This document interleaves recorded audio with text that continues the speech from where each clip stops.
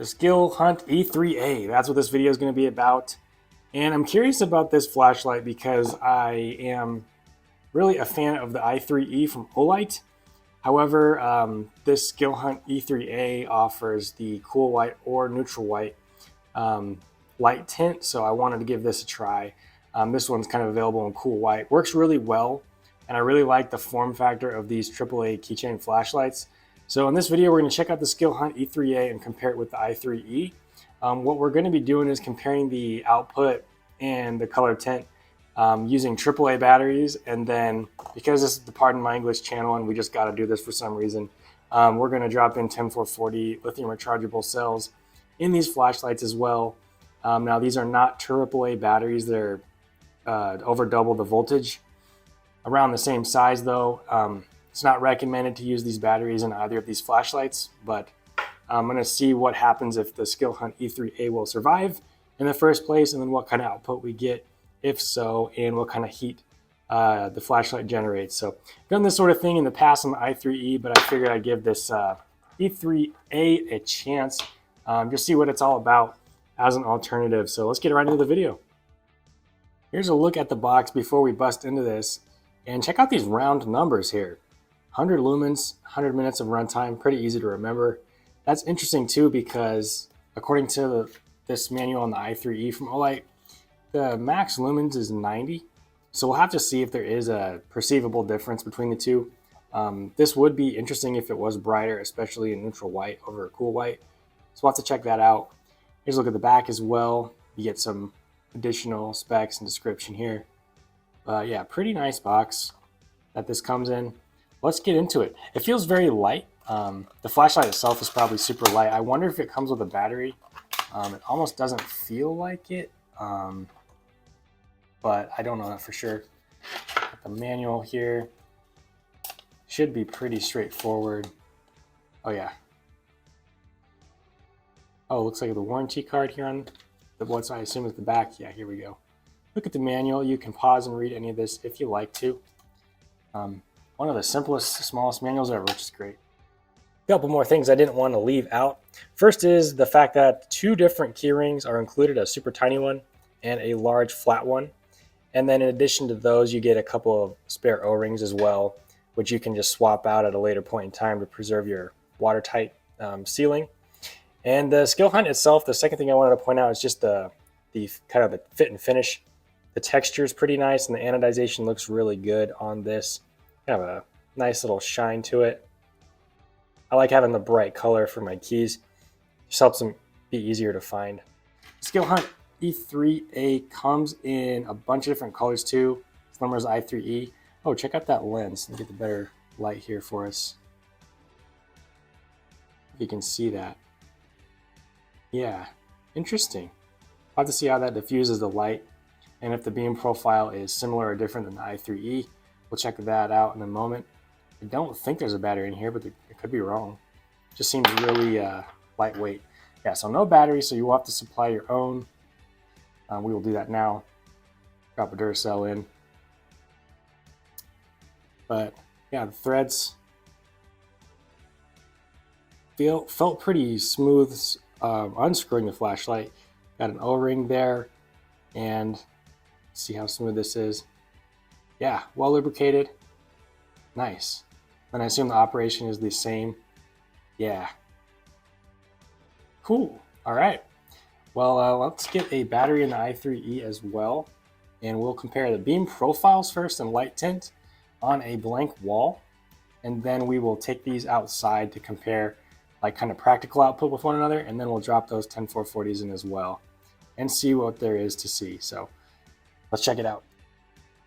All right, check out the beam profile and color tint. We've got a blank wall here. We are very close to this, maybe a foot and a half away. But let's check out the beam profile first. Skilhunt's on the right, and as you can see, a broader hotspot and a narrower, tighter hotspot on the i3E.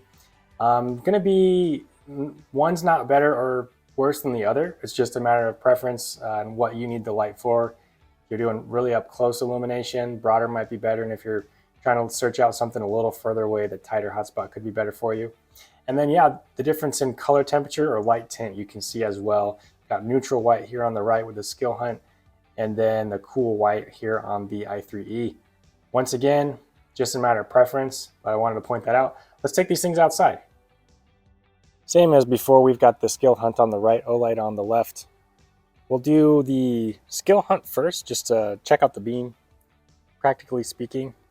So yeah, very broad. I'm used to the i3E just because I have that on my keys. I can already tell this is much broader. Neutral white light's pretty nice as well. Kind of a warmer tint. So that's what that beam looks like. Let's bring in the i3E next here. This beam profile is a little bit tighter, but that's a little bit better for longer range illumination. Same can be said for the tint as well. Cool white's typically better to reach out a bit further.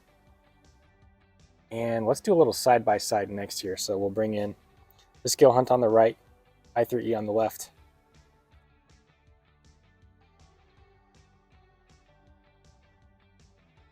And then we'll switch the sides.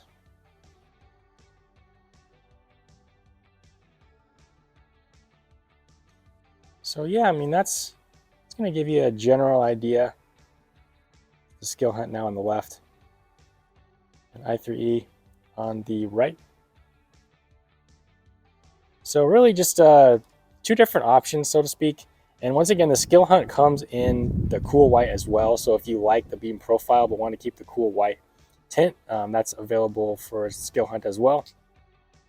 The next order of business is risky business. We're going to be taking out the AA battery now that the light is designed to be used with, and we're going to be replacing it with this 10440. This one's from PK Cell. There's a lot of different companies that make these batteries, and basically this is a lithium rechargeable battery. As I said before, it's got a much higher voltage, so that's why it's not recommended. We are going to see if this battery kills this light, and if it doesn't, what kind of performance we get and what kind of heat is generated using this. Okay, so far so good. Wow, it is bright. The camera kind of auto adjusts, but yeah, definitely bright for sure. Much brighter than the AAA. And already feeling some warmth. I'm going to come back in a minute, and what we're going to do is just hit it with this little thermometer. This is not an exact science. You will not find that on this channel. But we're going to see just how hot the body of the light actually gets. See if it's somewhat safe or not. I'm not going to make the official call. You're going to have to do that yourself. This is not recommended in this flashlight. All right, it's been a couple minutes and we'll see. Room temp is low 80s degrees Fahrenheit, and the light itself is definitely warm. 122. And if my memory serves me, in past tests, the i3E from Olight got a very similar temperature, around 125, in between 120 and 125, just like what we're seeing with this one. So that's pretty comparable, and that is hot to the touch. Just for reference, that's something like you could tap it, but I wouldn't want to be holding onto this, especially with any pressure. That's pretty hot. So that's going to be,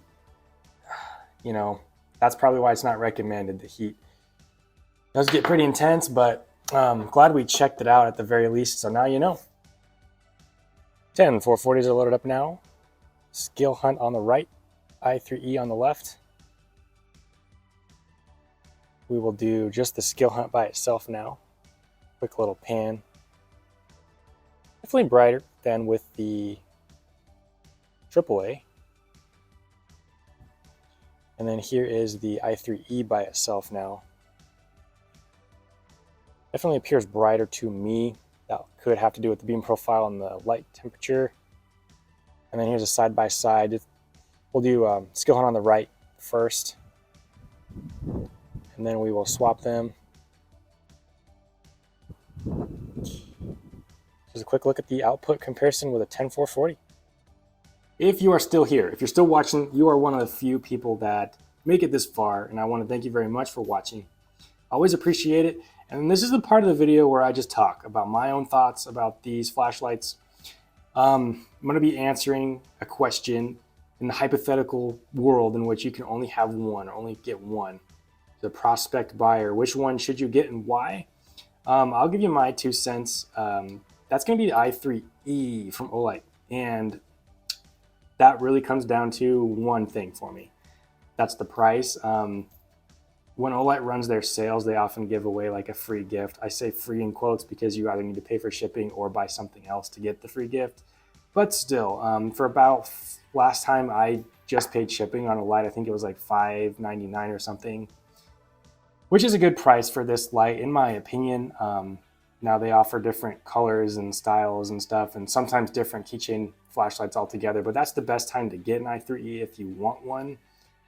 That'd be my advice. A lot of times you get them kind of by accident, so to speak. You may not want them, but it's the free gift.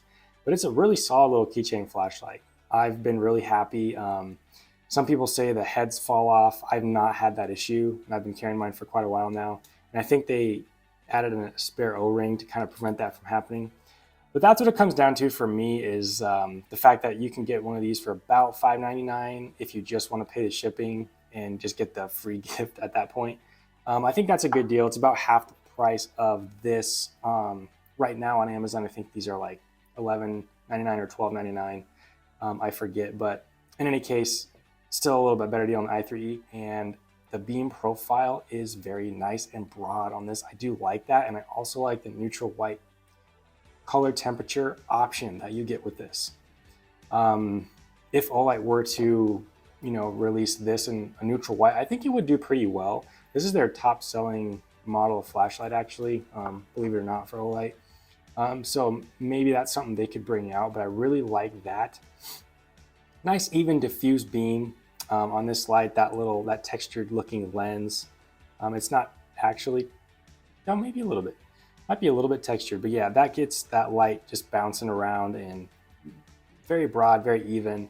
LED's not set back quite as far in there. But yeah, both of these are really solid little keychain lights. I recommend these type of lights with replaceable batteries over the ones that have a built-in battery, just because over the years, all you got to do is swap the battery and you essentially get a like new flashlight again, whereas those built-in batteries just wear down. The capacity over time wears down. So I'm a big fan of these, but I hope this video gave you a good look at both of them and a little side-by-side comparison and some useful information. Hopefully, if you got value out of it, or somehow if you were entertained, please do hit the like button for me. Makes my self-esteem really great, and also helps grow the channel, so I do appreciate it. Hope you have a good rest of your day, a great rest of your day, why not? And hope to see you in the next video. Take care. Bye.